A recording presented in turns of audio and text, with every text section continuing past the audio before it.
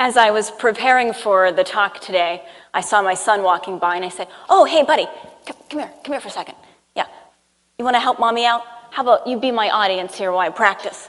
And he looked right at me and he went, "No." I said, "Come on." So I threatened or bribed him, and I finally got him to sit down. So he's my audience. I get about 30 seconds into the talk. He just gets up and walks right out of the room. So I see him later and I say, "Liam, what the heck? That was kind of rude. I just started my talk and you just got up and left. Thanks a lot." And he goes, "Mom, I don't want to sound mean, but they're going to make fun of you." What do you mean they're going to make fun of me? "I'm telling you, Mom, they're going to make fun of you. You're talking about meditation. They're going to think you're weird." And, weird. To a 7-year-old, that's the worst thing you can be, is weird. And, I thought about my son's concern for me appearing weird. And in actuality, I felt the same way for the longest time.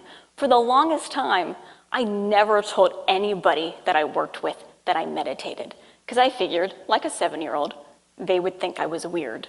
And it wasn't until recently that I've started to talk about the fact that I meditate. And I'm always surprised people are interested in learning about it. They want to know, well, what exactly is it? What can it do for me? Do you think I could benefit from meditation? In fact, a couple of days ago, I mentioned to one of my classes that I was doing this talk. And they said, "Well, what's the topic?" I said, "Meditation." Whoa, their eyes lit up. "No way, that's cool. I want to learn more about meditation. You think it would help us?" One girl wanted help for her senior exit interview. She was already getting nervous for it. But it was interesting because it made me reflect back when I was their age in high school. Because from the time I was a young child until I was 19, I suffered from horrible anxiety. And I was a lifelong introvert. I would have never, like these students here tonight, have been standing on this stage talking with you. And it wasn't until I was a sophomore in college when I was introduced to meditation that all changed. I still remember when I first learned to meditate. I went to a retreat, and I came out of the building after meditating, and I was walking towards the parking lot, and I had this strange sensation overcome me. It was good, but it was strange. I didn't know what it was. And I sort of just stopped and stood there. I wanted to figure out what it was that I was feeling. And I remember looking up at the trees, and suddenly I realized it wasn't so much what I was feeling, but rather what I wasn't feeling. For the first time in my memory, I didn't feel anxious. I didn't have that undercurrent of fear or dread. I felt light. I felt free. The closest example I could give you is if you've ever been in a room where the lights are buzzing, and it's just a low-grade buzz, and you're in the room long enough that you don't even hear the buzzing anymore, and you think you're in a silent room, and then all of a sudden somebody comes in and they shut the lights off, and the buzzing stops. And you realize that what you thought was silence really wasn't. And now you are experiencing true silence. That's what it felt like for me after that meditation. My mind was quiet. It was calm. It felt wonderful. All right, so now I want to fast forward 20 plus years. I've finished college and I've been teaching high school English. It's the beginning of a new school year, teacher in service training. The first half of the day, we were told about the new teacher evaluation system. Essentially, we were all mediocre. It didn't matter how smart you were, how hardworking you were, how dedicated you were to your students. It would be almost impossible to be rated distinguished. Demoralizing, to say the least. The second half of the day, we were told to wear long pants, long sleeves, and running shoes. We were going to be shot at. With the growing number of school violence, a lot of schools are having their teachers go through simulation drills so that we're better prepared for an armed intruder. So they were going to shoot us with pellet guns. Now, as the drill began, I had a student teacher with me, And as the drill began, I had one thought, and that was, don't get shot. I didn't want to start the school year with welts all over my body. So the drill started, and I remember I grabbed my student teacher, and I looked around the room, and I tried to find the largest teachers.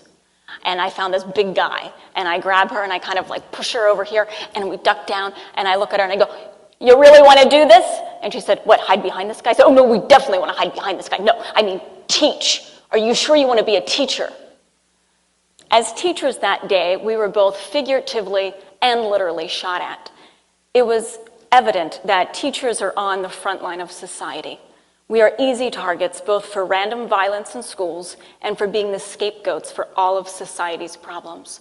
Why would anyone want to become a teacher? And then I began to reflect upon my own teaching experience. And I thought about how have I been able to survive teaching high school English for almost 20 years?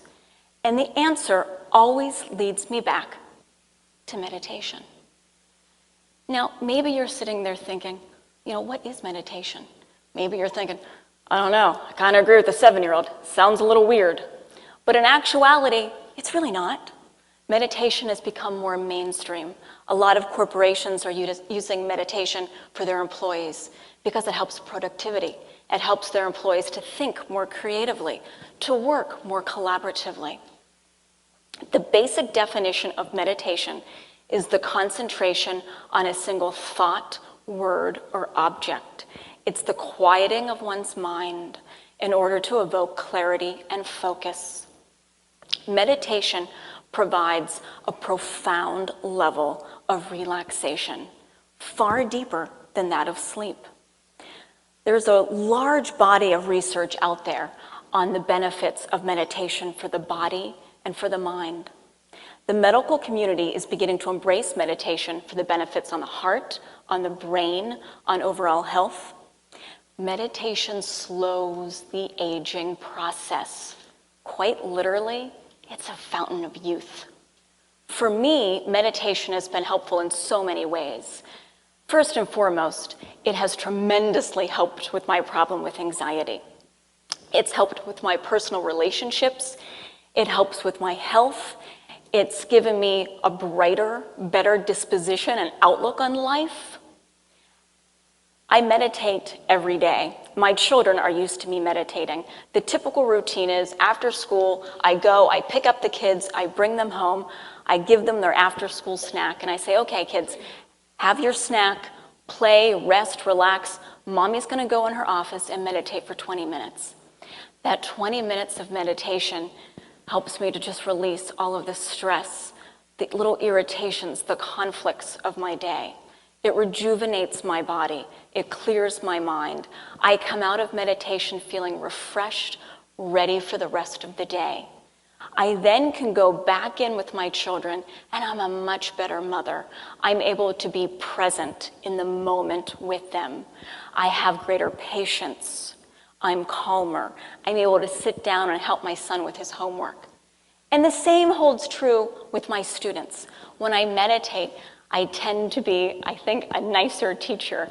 I'm definitely more understanding and compassionate. I have a lot more patience. I'm able to perceive their needs more clearly. I'm able to think more creatively when it comes to my lessons. Teachers who meditate report having a diminishment of the ego. Here's what that means. The ego needs to be right, always. The ego perceives each situation as good or bad, a win, a loss. The ego perceives each interaction as either for or against me. Interactions perceived as against me are met with fear, hostility, anger, resentment. Meditators report having a diminishment of these egoic-based reactions and instead respond to situations more objectively. Teachers who meditate don't take student misbehavior as personally. They're able to see the big picture clearly, and they respond with greater harmony, compassion, and understanding. Then there's the letting go effect. When I meditate, I'm able to release stress and anger faster. By being able to release these negative emotions faster, they don't fester inside of me. The longer these negative emotions are allowed to fester inside of somebody, the more harm that is done to the person's body and mind. Now, meditation isn't going to eliminate all of life's problems. It's not going to eliminate the volatile student or the unresponsive parent or the high-stakes tests. But meditation will provide teachers with a strong tool to help them cope with the growing amount of stress present in teaching in today's world. Schools should provide instruction on meditation to both administrators and to teachers. We're at a critical point in our social development. We have experienced the very worst of school violence. We experience impossible expectations. Bottom line, teaching today is totally different than what it was when I started teaching 20 years ago. We need new resources to help our teachers be healthier and stronger. The healthier our teachers are, the healthier our classrooms will be, the healthier our students will be. Truly, meditation can help teachers to unplug from the noise, to overcome the stress of their jobs, to be centered, and to teach from within. Thank you.